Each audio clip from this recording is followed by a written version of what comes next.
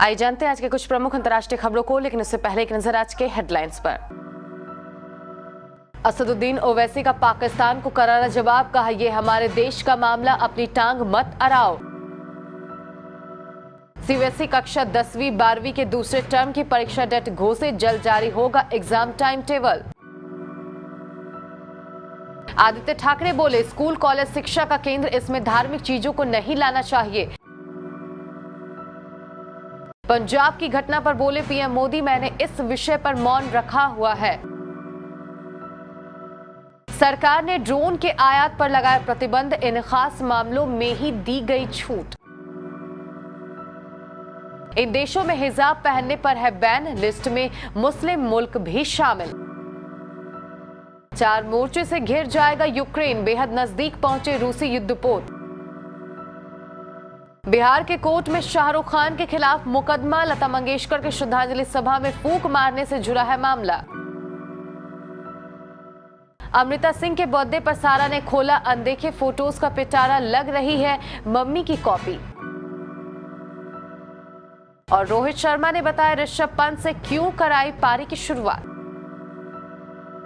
कर्नाटक में हिजाब पर शुरू हुआ विवाद लगातार बढ़ता चला गया और अब मामला हाई कोर्ट में है। हिंदू और मुस्लिम छात्र इस मामले को लेकर आमने सामने हैं, लेकिन इस बीच पाकिस्तान को भी मौका मिला है और उसने भारत में मुस्लिमों के उत्पीड़न का आरोप लगा दिया।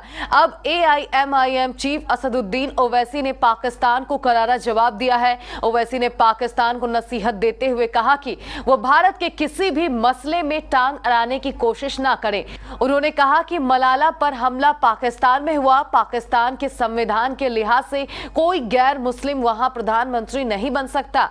हम पाकिस्तान से कहेंगे कि तुम इधर मत देखो, उधर ही देखो।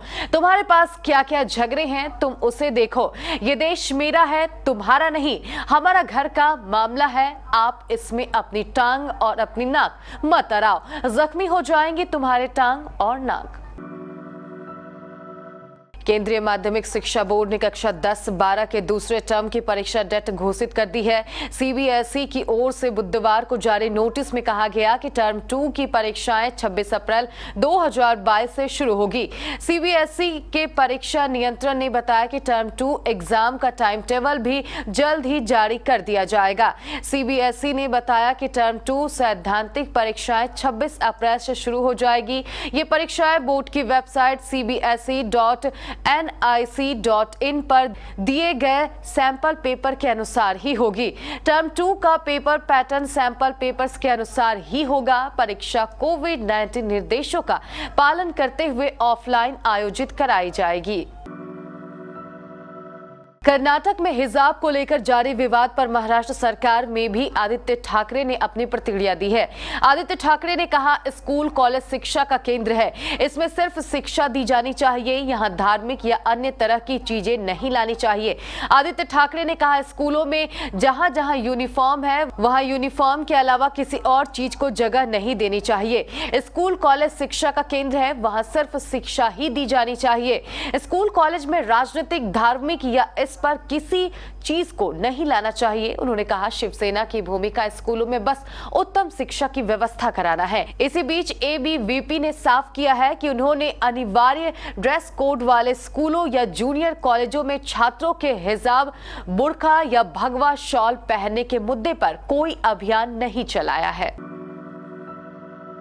प्रधानमंत्री नरेंद्र मोदी ने पंजाब में उनकी सुरक्षा में चूक को लेकर कहा कि वे इस मुद्दे पर मौन बनाए रखे हुए हैं। पीएम मोदी ने बुधवार को एक इंटरव्यू में कहा कि सुप्रीम कोर्ट इस मामले को गंभीरता से देख रहा है। मेरा कोई भी वाक्य पूरी कार्रवाई पर प्रभाव डाल सकता है, यह उचित नहीं है। जो भी है, सुप्रीम कोर्ट की जांच कमेटी बाहर निकलेगी, तब तक हमें इंतजार करना चाहिए। दरअसल पीएम मोदी से पूछा गया था कि पंजाब में आपका काफिला ब्रिज पर फंस गया था, आपने किसी से कहा? अपने सीएम से कहना मैं जिंदा वापस आ रहा हूं।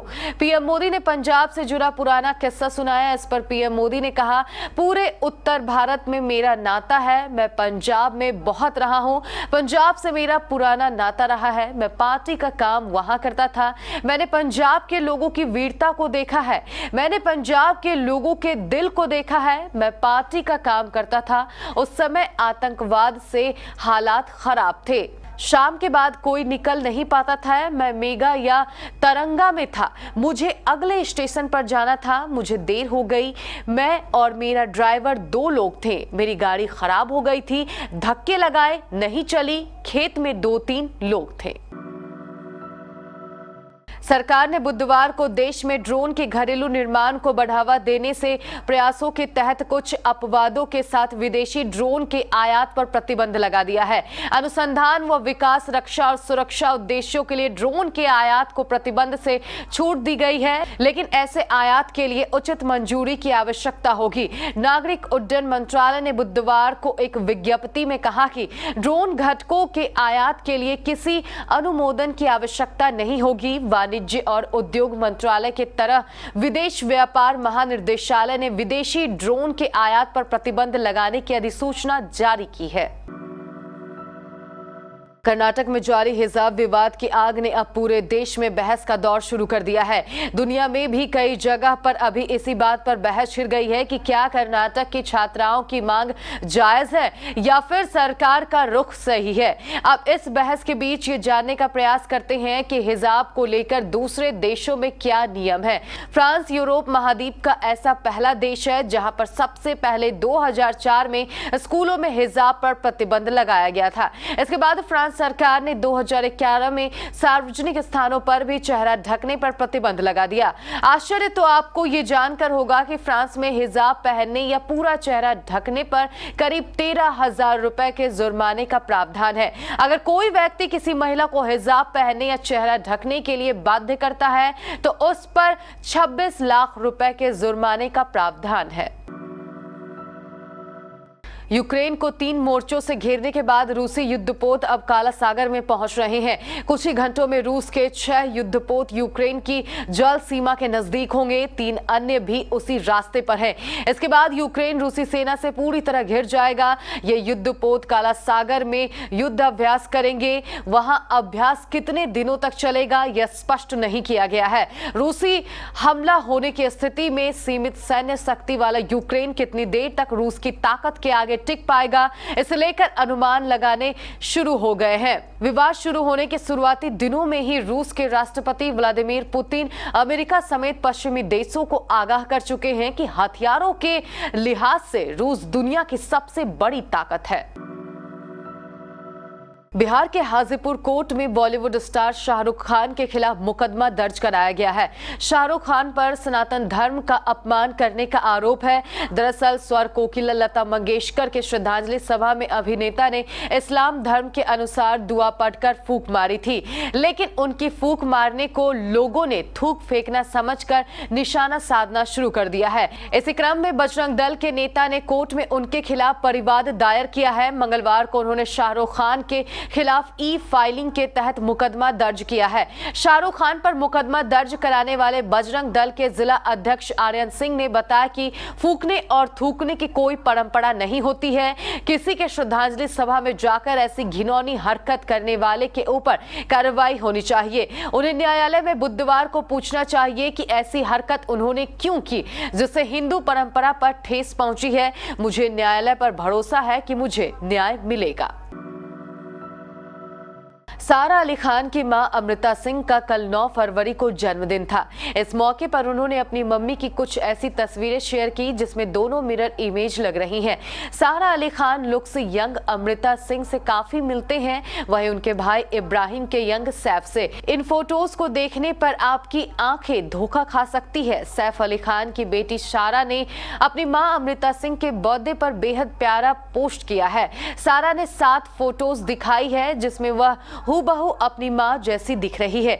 इसके साथ उन्होंने प्यारा सा बर्थडे मैसेज भी लिखा। सारा ने लिखा, happy happy happy birthday mummy. हमेशा आईना दिखाने, फिर भी मुझे मोटिवेट करने, मुझे इनकरेज करने, मुझे प्रेरणा देने के लिए शुक्रिया। मैं वादा करती हूँ कि हमेशा आपको मैं खुश रखूंगी और प्राउड फील करवाने की पूरी कोशिश करूंगी।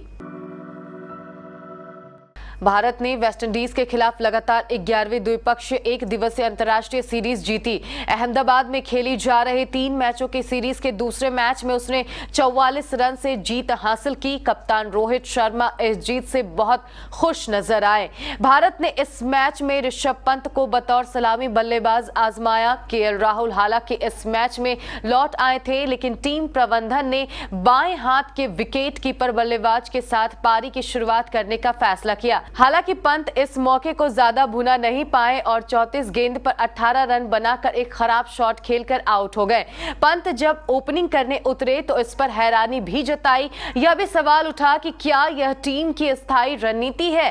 पंत बाएं हाथ के बल्लेबाज हैं, आक्रामक खेलते हैं और क्या टीम मैनेजमेंट उन्हें इस नई भूमिका के लिए तैयार कर रहा है। हालांकि मैच के बाद रोहित ने इन सब सवालों के जवाब दिए। उन्होंने मैच प्रेजेंटेशन के दौरान कहा, मुझे कहा जाता है कि मैं कुछ नया प्रयोग करता रहता हूं, तो हम इस मैच में इसे आजमाना चाहते थे। शिखर धवन, जिन्हें सीरीज से पहले कोरोना हो गया था, लौट आए हैं। वो अगले मैच में टीम के साथ रहेंगे। रोहित ने कहा, शिखर अगले मैच में लौट आएंगे, हम उन्हें भी मैच देना चाहते हैं। भारतीय टीम के पूर्णकालीन समिति ओवर कप्तान बनने के बाद रोहित की यह पहली सीरीज थी।